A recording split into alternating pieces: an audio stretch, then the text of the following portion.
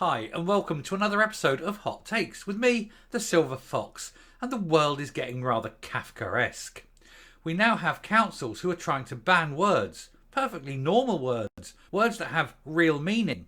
In fact, for most people, they're the first two words you ever say. Let's look at this. Right, now this comes from the Local Government Association, so it's not any one particular council, it's the association that runs all of Britain's councils. And they're saying that there's certain words that are no longer acceptable to be used. Now we're not allowed to say mum and dad. Fury as councils are ordered to ban offensive traditional terms and replace them with woke phrases like birthing partner. I'm sorry, but I'm just going to begin by saying that these people are completely mental if they think they're going to get away with this. If they think anyone in this country is ever going to stop calling their parents mum and dad, mother and father, mama and papa, mater and pater, whatever you want to call them, that's it. They go, oh, don't call someone mum and dad, it's offensive. No, bullshit like that, that's offensive. Anyway, a language guide tells council to use birthing parent instead of mum and dad. And the Inclusive Language Guide was issued by the Local Government Association. It informs hundreds of councils about what language they can and cannot use. Here's the thing, you can use whatever fucking language you like. Expat, second generation, economic migrant and homeless are also banned. What do you call someone who hasn't got a home? He's homeless. What do you call someone who's come to this country for monetary reasons? Economic migrant. What do you call someone whose parents came to this country? He's second generation. These aren't offensive terms. These are the actual terms. And if you are having a problem with it, it's because you have got a mental fucking problem. A new language guide from the local government instructs councils not to call parents mother or father, but birthing parent. The document was sent to local authorities in an email from Mark Lloyd, a moron, Chief Executive of the Local Government Association. The Inclusive Language Guide runs 18 pages long, so somebody's wasted tons of money, time and effort creating this bullshit, and bans the use of terms like disabled or able-bodied. The guide endeavours to instruct council chiefs on the role of languages in embedding equality, equity, diversity and inclusion. Now, they use the term equity because they're fed up with equality, because equality means everybody gets treated the same, whereas equity means some people were worse off years ago and we have to take away from people now and give it to them so that they're better than people now, to level it up for past misdemeanours.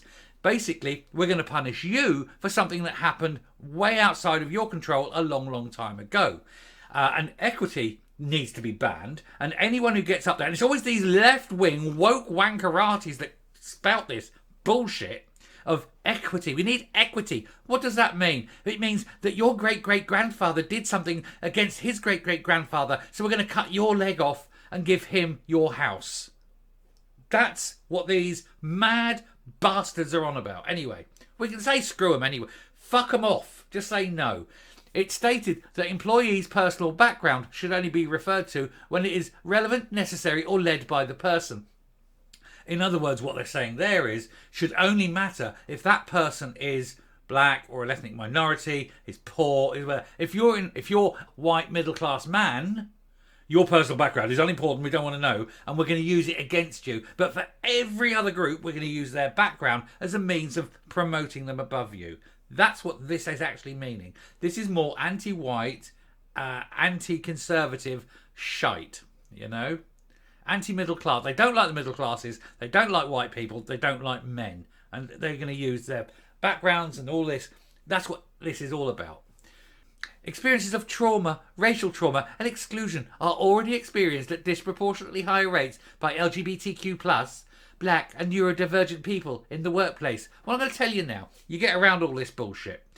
What you do is you pick a group that you can belong to and then negate it. Oh, but you're a middle-aged, middle-class, white Tory voter. But here's the thing, I'm neurodivergent. Ta-da! I'm on the list. Fuck you. Anyway, a senior council source described the document as woke and patronising. And bollocks. That's what it is. It's bollocks. Anyway, they said local government workers are in it to make people's lives better. No, they're not. And to treat everyone with dignity and respect. Then stop insulting people with shit like this and stop spending their hard-earned tax money on crap projects that do nothing but divide and alienate people. Get on, do your fucking job and spend the money where it's needed. Frontline fucking services, you assholes. What a load of old wankers. Anyway, finished with that one, nice and quick. Any council writes to me and talks about my birthing parent rather than my mum and dad will get a very short shrift letter back. I will not be spoken to like this. I will find it insulting, offensive, and I will demand an apology. And that's all we have to do. Keep demanding apologies from these tossers, from these woke, lefty, tree-hugging, sandal-wearing, kiddie-fiddling wankers. They all are. Anyone who makes decisions like this, they're complete dicks and totally divorced from reality. Anyway, I've had enough. I'm finishing here. If you like what you're seeing here on the channel, please hit the subscribe button if you haven't already. Ring the bell for notifications of future output. Leave a like, leave a comment, please share the video. And until next time, stay safe, stay well, tell the council to do one, and goodbye.